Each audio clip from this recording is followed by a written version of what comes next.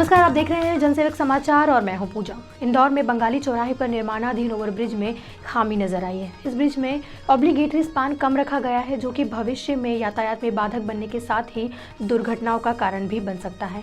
इस ब्रिज की पहल करने वाले महापौर कृष्ण मुरारी मोघे ने भी इस मामले का परीक्षण करवाने की बात कही है। इंदौर शहर का विस्तार पूर्वी क्षेत्र में अधिक हुआ है। ऐसे में बंगाली चौराहे पर यातायात के दबाव को देखते हुए तत्कालीन महापौर कृष्ण मुरारी मोघे ने राज्य सरकार को यहाँ एक ओवर ब्रिज बनाने का सुझाव दिया था। यहाँ ब्रिज की स्वीकृति के साथ उसका निर्माण भी शुरू हो गया है। ऐसे में जब इस ब्रिज का कुछ हिस्सा जानकारों की नजर में आया, तब शहर के वरिष्ठ इंजीनियर अतुल सेठ ने भी इसका अवलोकन कर स्थिति को जाना। उन्होंने बताया कि ब्रिज में ऑब्लिगेटरी स्पान त्रुटिपूर्ण है, अर्थात दो पिल्लरों के बीच की दूरी कम है।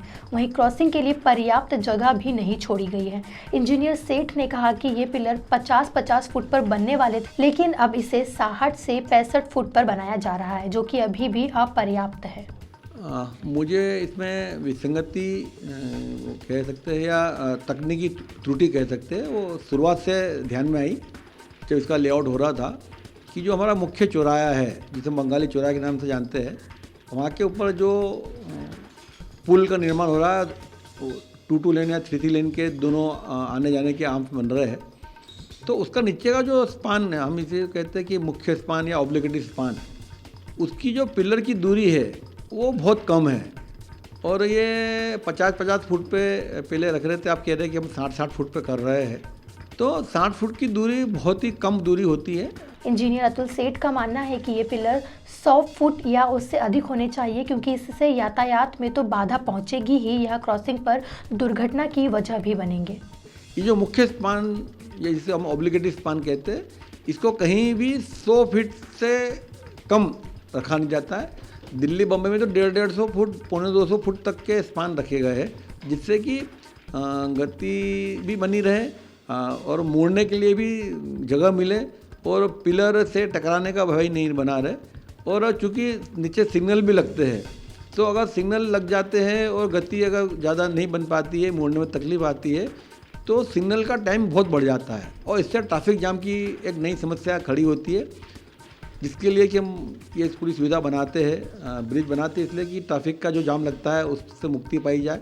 तो मुझे ऐसा लगता है कि जो ये 60-60 फुट की दूरी रख रहे हैं पिलर पे, इसकी वजह से ट्रैफिक जाम की स्थिति बनेगी, दुर्घटना बढ़ेगी और चालक जो होता है, वाहन चालक होता है, खासकर बड़ी गाड़ियों के या 2 व्हीलर के, उसको जो एक विजन लाइन मिलना चाहिए दाएं बाएं की, वो नहीं मिलेगी और इससे आने वाले समय में दुर्घटना भी खूब होगी। इस मामले में जनसेवक समाचार ने तत्कालीन महापौर और वरिष्ठ भाजपा नेता कृष्ण मुरारी मोघे से संपर्क किया, तो उन्होंने पहले तो इसे यह कहते हुए उपयुक्त बताया कि ब्रिज की स्वीकृति देते वक्त इन सब बातों का ध्यान रखा गया होगा।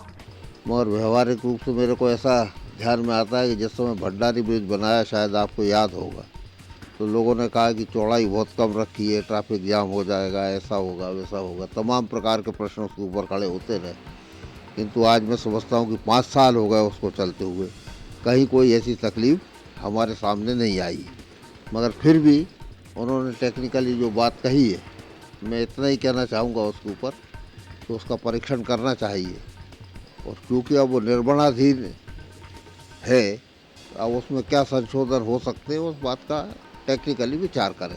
यहाँ आपको यह भी बता दें कि इंजीनियर अतुल सेठ ने ऐसे सरकारी कार्यों की स्वीकृति और मॉनिटरिंग करने वाले विभाग लोक निर्माण विभाग अर्थात PWD की कार्यशैली पर भी सवाल उठाए। उन्होंने यह भी बताया कि कैसे विभाग वर्तमान परिस्थितियों के अनुरूप निर्णय लेने के बजाय पुरातन तरीके ही अपना रहा है।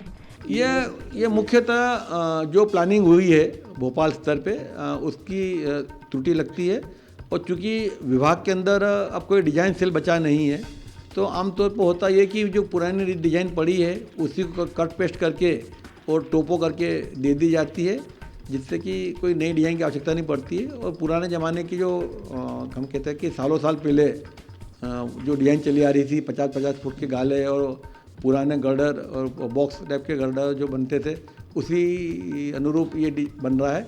इसमें आधुनिकता का कोई भी संज्ञान लिया गया हो ऐसा लगता नहीं है। तो ये शुद्धतः तकनीकी त्रुटि है और ये विभाग के स्तर पे जिसने डिज़ाइन करी है, जिसने डिज़ाइन अप्रूव करी है, या हम इसे बोलते हैं GAD, जनरल अरेंजमेंट ड्राइंग, जिसने अप्रूव करी है, उस स्तर पे त्रुटि हुई है, ऐसा मुझे लगता है। पीडब्ल्यूडी की इस कार्यशैली की जानकारी कृष्ण मुरारी मोघे को दी गई तो उन्होंने कुछ स्पष्ट तो नहीं पर इतना जरूर कहा कि यदि ऐसा है तो इसका निरीक्षण और परीक्षण करवाने का आग्रह किया जाएगा। नहीं, मैंने कहा ना कि ये टेक्निकल चीज़ है और पीडब्ल्यूडी ने काफ़ी ब्रिज बनाने के काम किए हैं, ऐसा नहीं।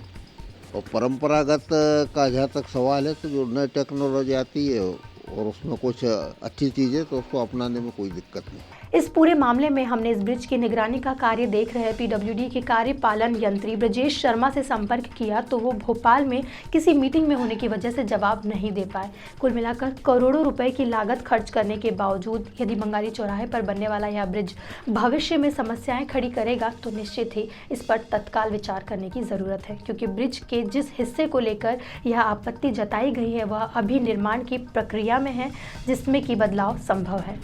आपने देखा कि सरकारी विभाग की कार्यशैली किस तरह की है, कैसे जनता की मेहनत की गाढ़ी कमाई को खर्च कर त्रुटियों को नज़रअंदाज कर भविष्य की परेशानियां बढ़ाने के लिए छोड़ दिया जाता है। इस बुलेटिन में फिलहाल इतना ही। देश और दुनिया की बाकी खबरों के लिए देखते रहिए जनसेवक समाचार। धन्यवाद।